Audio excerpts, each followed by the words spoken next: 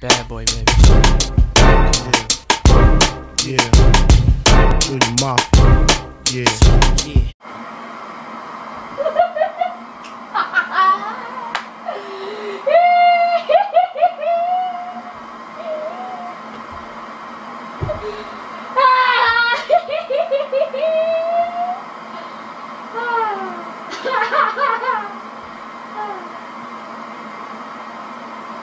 As technology improves, it is becoming increasingly difficult to monitor our children's access to inappropriate music, films, and television, all of which are having a negative impact on their behavior.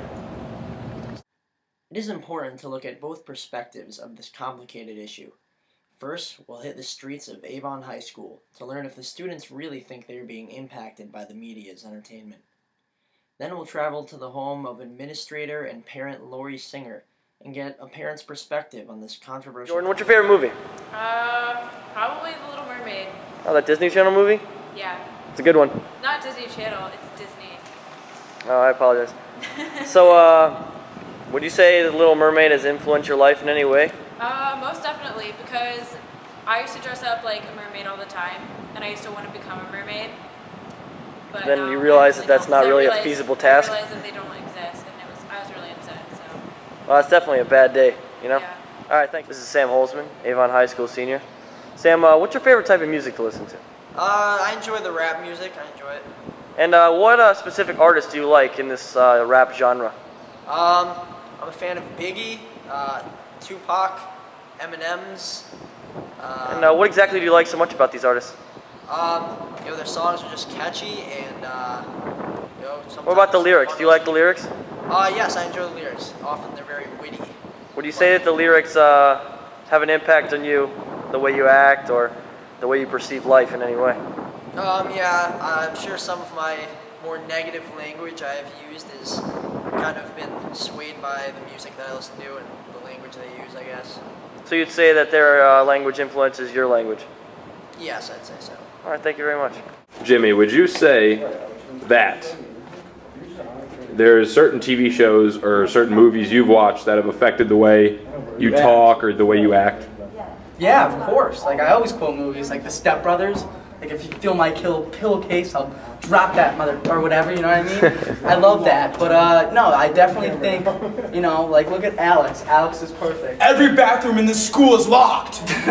You know, it's just like, I love movies, and yeah, I definitely agree, like, it, you know, has an effect on today's life. Thank you, Jimmy. Yeah.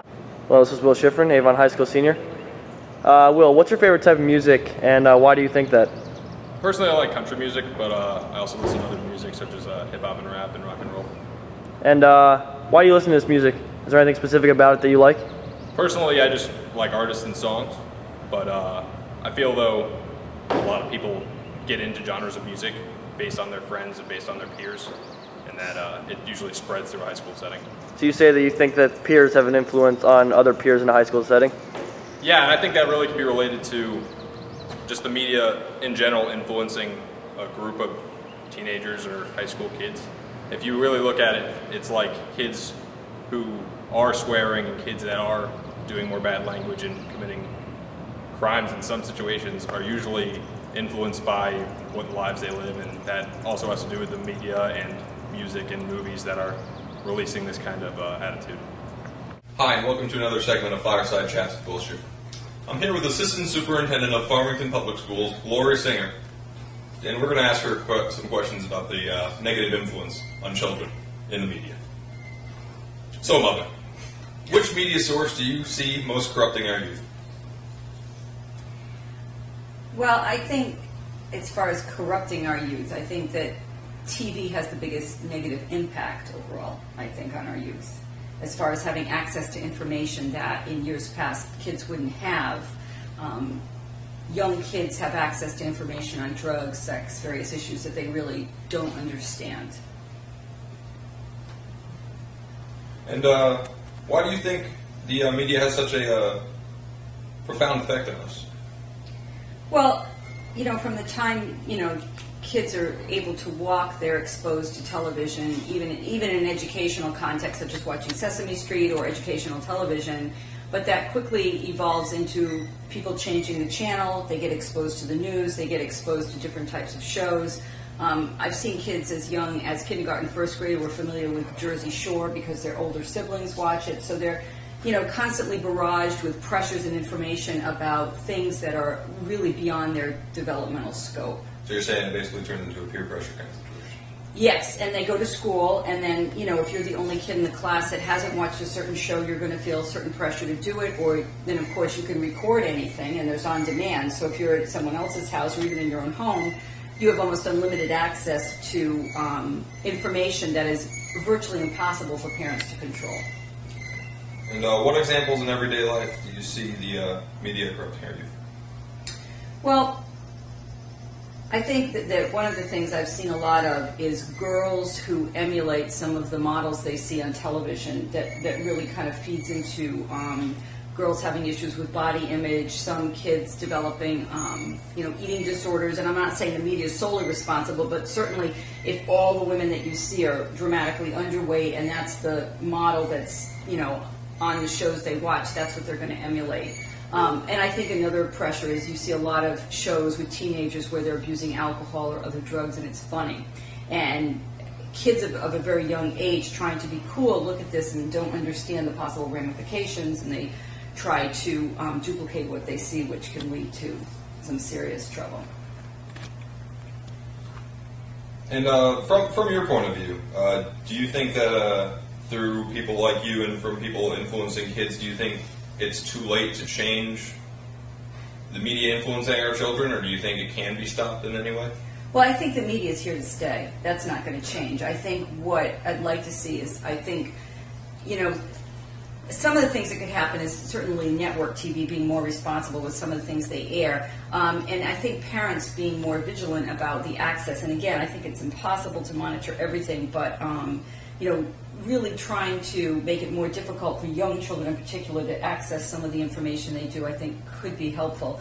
I don't know how that's going to happen because it's a very complicated issue, but I think that's the answer. All right. Well, thank you for your time. Okay. Rap music is arguably one of the most influential forms of entertainment on kids today. Its growing popularity since the 1990s has proven that violence, misogyny, and drug use can be marketed as appealing lifestyle choices. It is immediately clear when listening to the rap music that is so popular in today's age that there needs to be a change, and fast.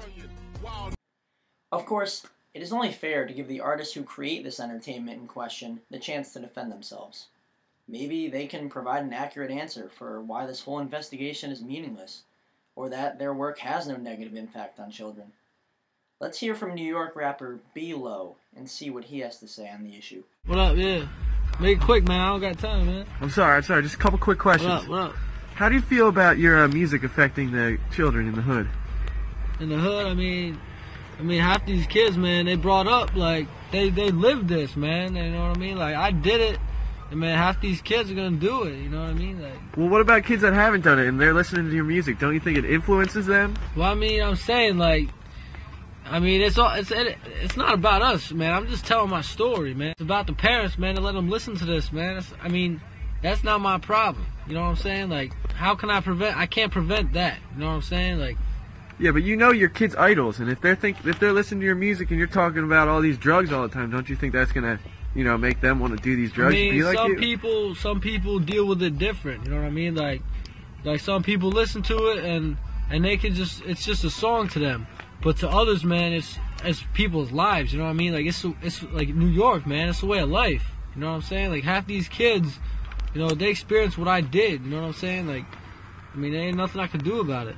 Is all the killing you talk about real, or is that just talk? Some people gotta do what they gotta do, man. I don't know, man. So you don't feel like your music has any negative effects on children at all? I'm not saying it does, man. I gotta be out. MTV. Violence in films and video games is another increasingly serious issue. Children are becoming more and more desensitized to violence with every movie that they watch. According to the Media Education Foundation, by the time the average child is 18 years old, they will have witnessed 200,000 acts of violence and 16,000 murders. Despite the clear-cut evidence, film companies continue to ignore the ramifications of their entertainment on the logical basis that violence sells. If movies continue to display graphic violence with little to no regard for the consequences of such actions, the only solution can be to increase restrictions so that children can no longer easily access such damaging material.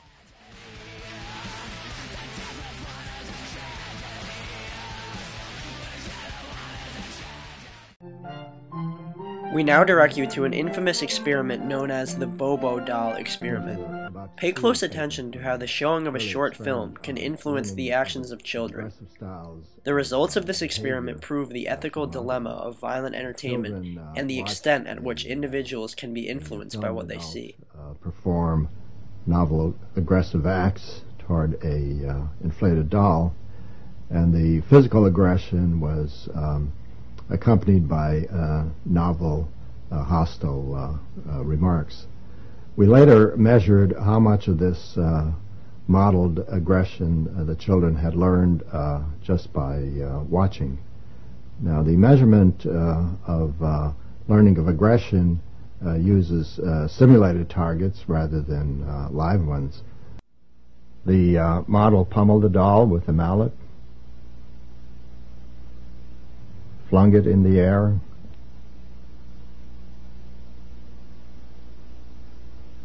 kicked it repeatedly,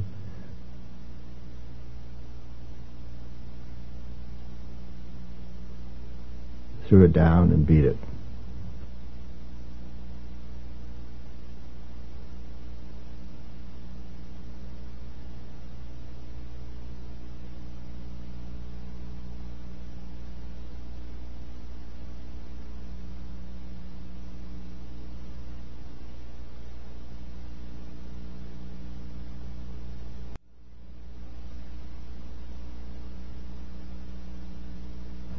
It was once widely believed that seeing others vent aggression would drain the viewer's aggressive drive.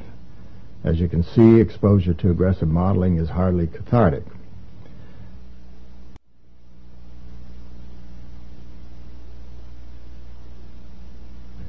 Exposure to aggressive modeling increased attraction to guns, even though it was never modeled. Guns had less appeal to children who had no exposure to the aggressive modeling. The children also picked up the novel hostile language.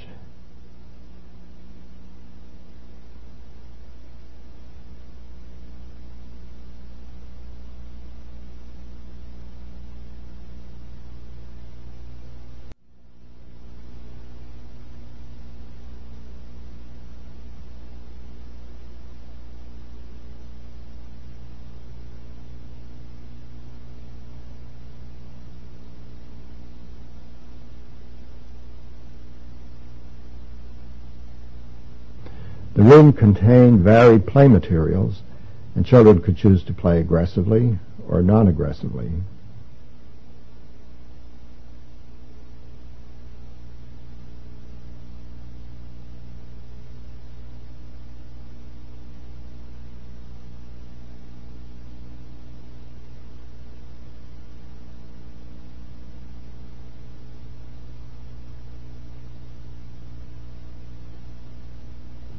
The children devised new ways of hitting the doll. Now, the object of interest was the novel aggressive acts, not punching. You can see from this experiment that even a short clip of violence can cause children to act in a similarly violent way. If a minute-long film can influence a 3-year-old child to be attracted to playing with a gun, imagine the damage that a full-length violent action movie can have on an adolescent. Even though it may be good for business, it is incredibly irresponsible for the media to target our youth with entertainment that ends up having a negative impact on their decision making. Parents need to do a better job of monitoring their children, even in a time of growing technology that makes it increasingly accessible for children to get their hands on just about any movies, music, or video games that could damage them. As we head in the future, we need to realize that this is more than just harmless entertainment. This is a serious risk affecting our children.